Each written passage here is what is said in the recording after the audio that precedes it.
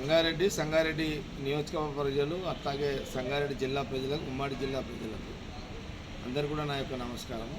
ముఖ్యంగా మళ్ళీ గత 2 రోజుల కిందట సంగారెడ్డి పట్టణంలో టోపీ బాబా అనే ఒక సీనియర్ కాంగ్రెస్ కార్యకర్త చనిపోవడం జరిగింది. అది ఆ మరణం కూడా అనుమానం స్థితిలోనే చనిపోవడం జరిగింది. అంటే అతనికి 3 రోజులుగా జ్వరం రావడము, దాని తర్వాత అట్లాగే కొద్దిగా బ్రీతింగ్ ప్రాబ్లం రావడం, సడన్లీగా చనిపోవడం జరిగింది. అంటే విచిత్రం ఏంటంటే కొన్ని మరణాలు నేను సంగారెడ్డిలో ప్రాక్టికల్గా చూస్తున్నాను. అదే బహుశా జిల్లాలో కానీ రాష్ట్రం అక్కడక్కడ అట్లనే జరగవచ్చు. చాలా మట్టుకి మరి డాక్టర్ల దగ్గరికి, అంటే చనిపోయిన తర్వాత ఆ డాక్టర్లను అడిగితే బహుశా హార్ట్ అటాక్ తోటి చనిపోయి ఉంటురవచ్చు అనేది ఒక అనుమానం వ్యక్తం చేస్తున్నారు. ఎందుకంటే ఒక డాక్టర్గా కరోనా పాజిటివ్ అని నిర్ధారణ చేయలేడు కాబట్టి, చెప్పలేడు కాబట్టి బహుశా అదంతా హార్ట్ అటాకే ఉంటుంది సార్ అని డాక్టర్లు చెప్పడం జరుగుతుంది. గతంలో కూడా నేను చెప్పడం కూడా జరిగింది ఏంటంటే, హార్ట్ అటాకు ఉన్నా సరే, లేకపోతే మామూలు జ్వరాలు వచ్చినా సరే, సర్ది వచ్చినా, దగ్గు వచ్చినా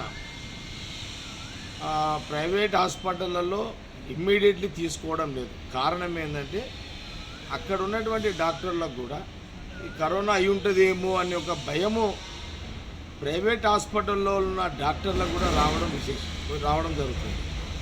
దీనివల్ల కరోనా లేని జబ్బులు వచ్చిన వాళ్ళు కూడా ప్రైవేట్ హాస్పిటల్లో పోవడం వల్ల ప్రైవేట్ హాస్పిటల్లో ఉన్న అనుమానాలకు దారితీస్తూ వాళ్ళు కూడా, డాక్టర్లు కూడా భయపడి ఈ పేషెంట్ తీసుకోవాలా తీసుకోవద్దా అనే అనుమానంతో తీసుకోకుండానే రిజెక్ట్ చేయడం జరుగుతున్నది.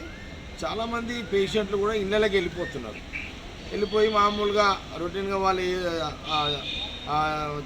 జ్వరం వచ్చినా, సర్ది వచ్చినా దానికి సంబంధించిన ట్యాబ్లెట్లే వాడుతున్నారు. అలాంటి మరణాలలో ఈ మధ్యలో మనం ఒకటి వర్తక సంఘం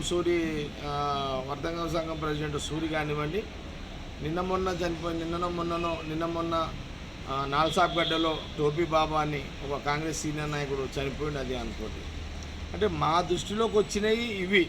ఇట్లా దృష్టిలోకి రాని కూడా చాలా చనిపోవడం జరుగుతుంది. ఉప్పర్ బజార్లో కూడా నిన్న ఒక అతను చనిపోయాడు. మొన్నటిదాకా హెల్తీగానే కనబడ్డాడు. అంటే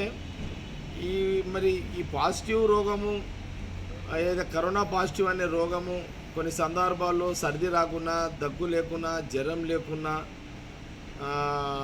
ఎఫెక్ట్ ఇస్తుంది అనేది అక్కడక్కడ డాక్టర్లు చెప్తున్నారు. ఇలాంటి పరిస్థితులలో మరి ప్రభుత్వం యొక్క ఆలోచన ప్రజలని కాపాడే దాంట్లో ఏ రకంగా ఉండాలనేది